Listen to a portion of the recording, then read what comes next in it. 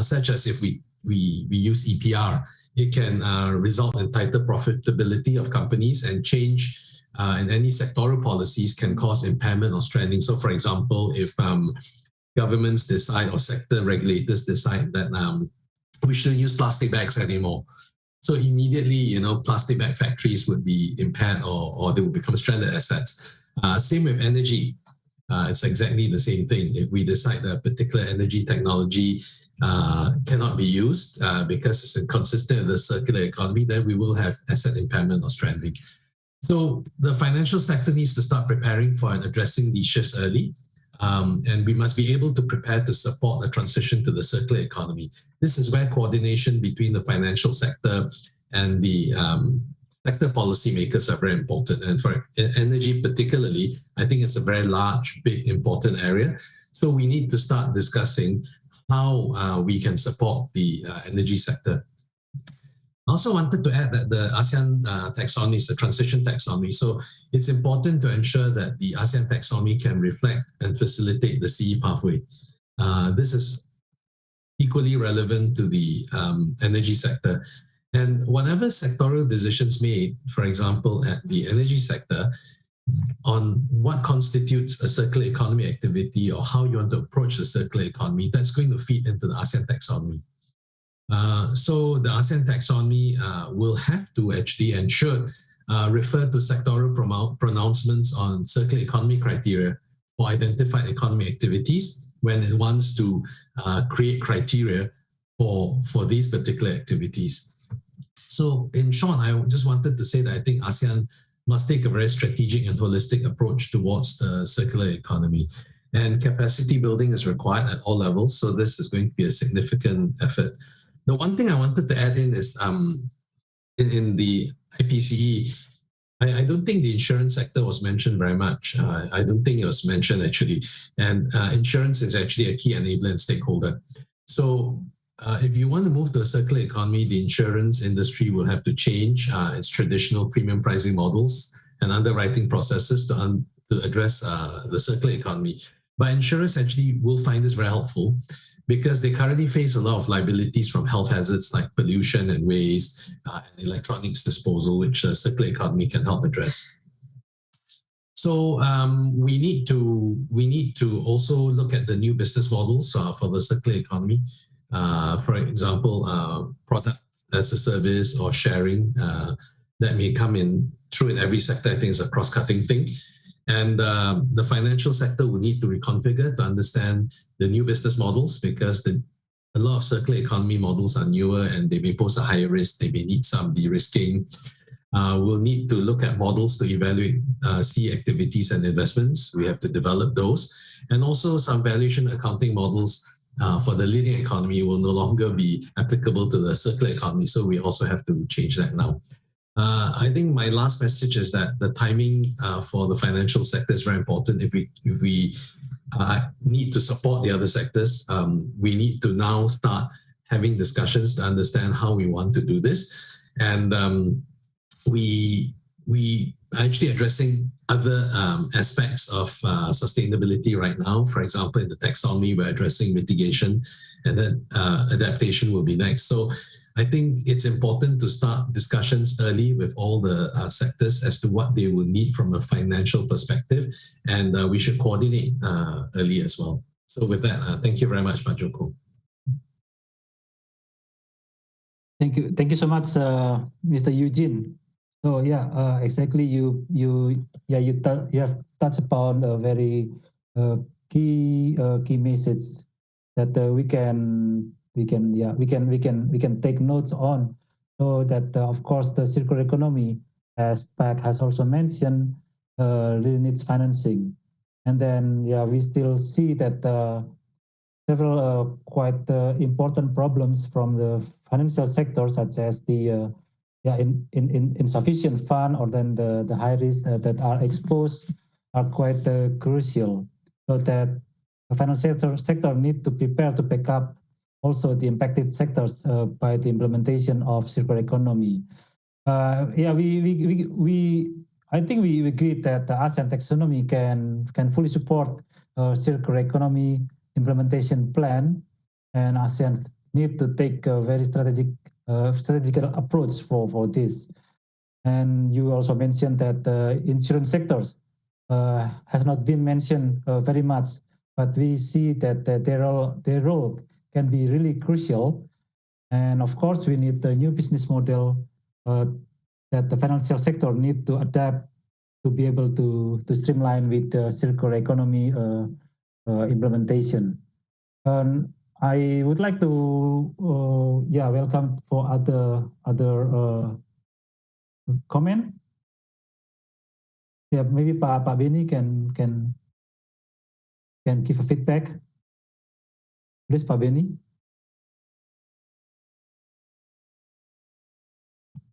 Hello. Oh, if not, then we can have. Okay. Sorry, Pak Beni. Oh, yes. Yes. Thank you very much for Mr. Eugene. That's a very important point that you raised, and I think definitely need to be added on that item. Just a question that I have. Common understanding of it, common knowing in the energy sector, the green energy, saying that it's not about lack of funding, available funding, but there is a mismatch between the needs and the available fundings. So it's not about that we don't have, there is no enough money outside there. There is a lot of money out there, but there is mismatch channeling to this green financing, which is also the lack of the capacity of the people in tapping that energy financing, green financing. So just a question that, are you seeing the same case, or if the businesses embrace the circular economies, there will be, I mean, you're highlighting the needs for the capacity buildings, but how do you see it compared to existing? It will be more difficult to tap this funding, so more work is needed, or how do you see that? That's a very good point, Pak Benny. Actually, you've hit the nail on the head. So our problem in Southeast Asia particularly is that the ecosystem for sustainable finance is actually quite weak. So if we want to strengthen the sustainable finance ecosystem, which also obviously includes the energy side, we need to strengthen the three pillars to attract capital. The first is actually taxonomy. So we have the ASEAN Taxonomy Board. The second pillar is actually on transition standards, because I think this is one of the biggest issues that we have now for the energy sector. How do you transition? We can't flick a switch and turn green overnight.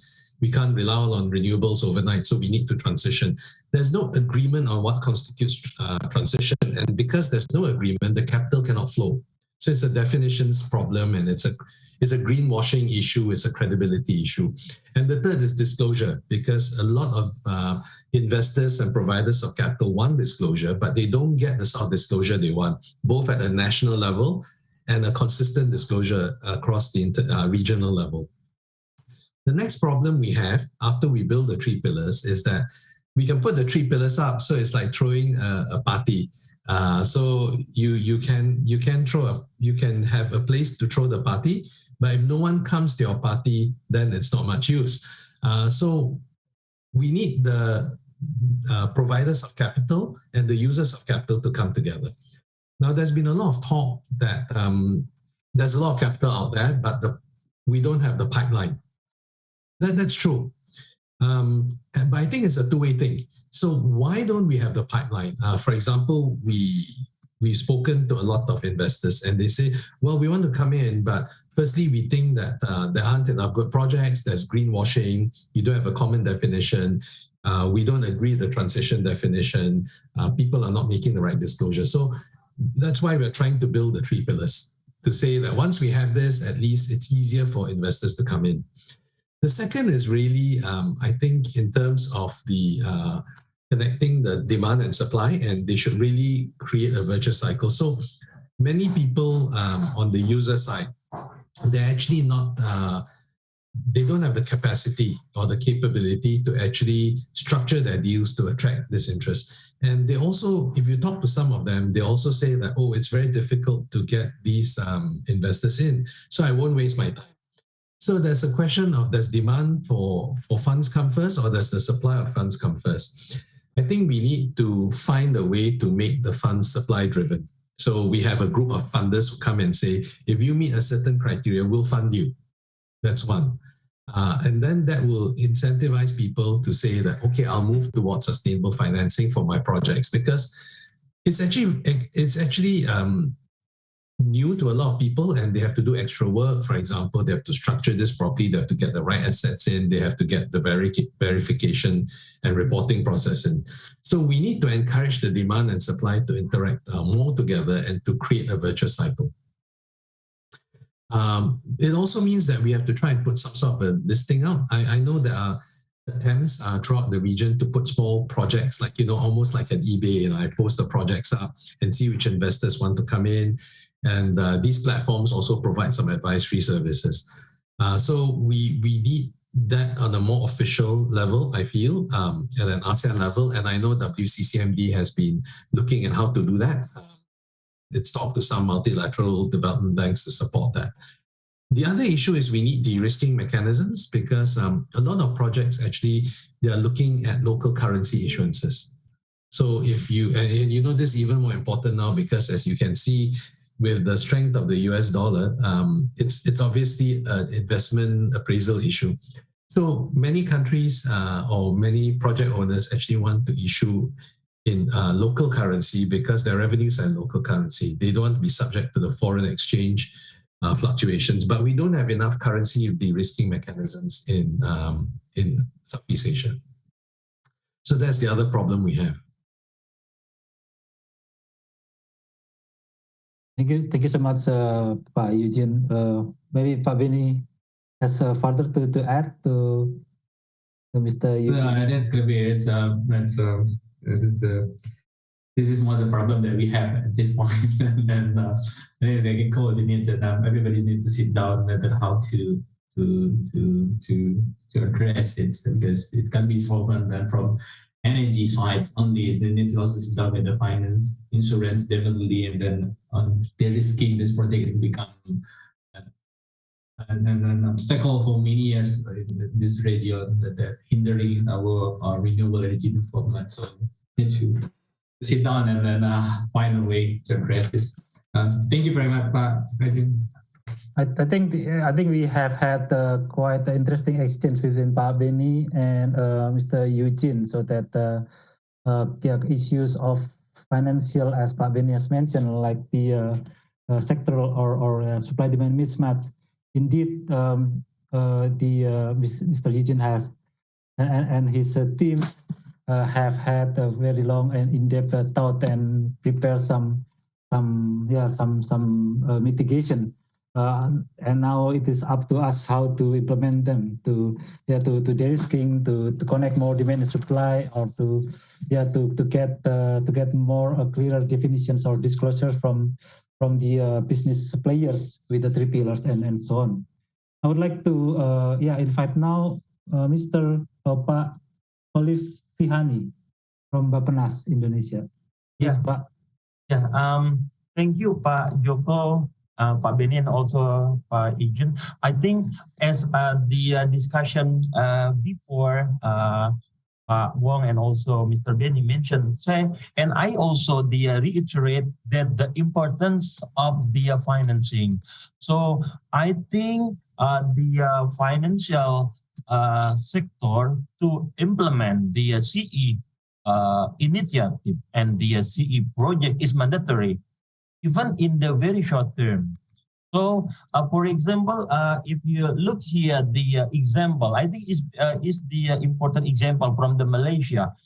In the last July 2020, they launched the sukuk, green sukuk. Green sukuk is, I think, and the amount is very big. Is more than, as I'm not wrong, $60 million, and this funding is to finance a part financing for the 2 solar photovoltaic power project in the Kedah, Kuala Muda in Malaysia. So I just want to say that the financing, collaboration with the government, and also maybe including also the local government and the local community is very important.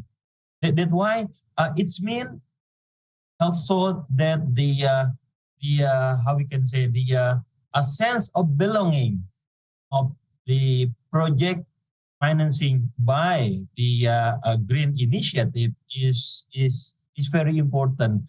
If when you accelerate the initiative to finance a CE project and also to continue current initiative, I think some countries in Asia, they have the some current initiative to be further accelerate, like the tax incentive and then the bond and the some loan, I think, and even the state budget. So maybe for the initial, how we can say, plan to accelerate in the short term, why don't we are thinking about the support, how we can say, supporting the budget from the local government or the central government, maybe something like this, or even the collaboration with the community. I think some how we can say, some initiative could be accelerate to finance the implemented plan. I think that's all, Pak Joko and Pak Beni. Thank you so much, Pak Olivihani. Yeah, I agree that that the importance of financing is undeniable, and financial sectors should immediately implement CE. Mm-hmm. And this is like quite like the initial step to get into CE. So yeah, we need to translate those into really the actions. Incentive bonds loans are available, and I guess Pak Olivihani has mentioned a very good example from Malaysia with the Green Sukuk to finance solar PV development. Any comment from other participants, or maybe from Pak Beni, or from other experts here to react to Mr. Olivihani a comment, or just to add another issue in our discussion?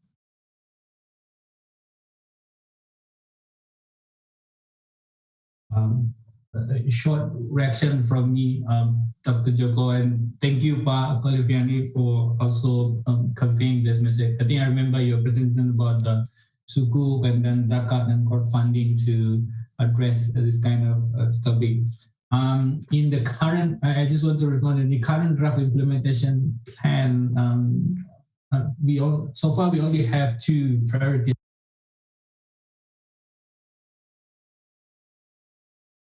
But I think so far finance is the most this point that being raised in discussion. So I think it's perhaps, I mean, we need to further add the idea. I mean, I already take some notes on the suggestion from Pak Ijin Wong, also Pak Olivihani, then the possible thing that we can add on the SP4 and the financing, and then what we can do in the short term, long term, or medium term and long term.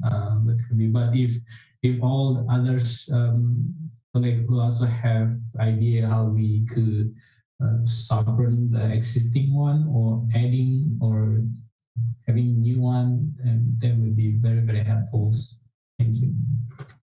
Yes, I agree with Pak Beni that financing is a key sector for the implementation of CE in the energy, but not only in energy. In fact, transportation as well as in the agriculture. And we can see that CE is, from my perspective, this is we can see it from different perspectives, but CE can be considered kind of a unifying framework that depend on other types of policies such as free trade agreement, renewable energy policies, digitalization, and so on. And at the end, we see that there are so many authorities involved, so many policymakers, so many areas. So the achievement of CE goals depend on many sectors, on many policymakers, on many authorities whose main preoccupations might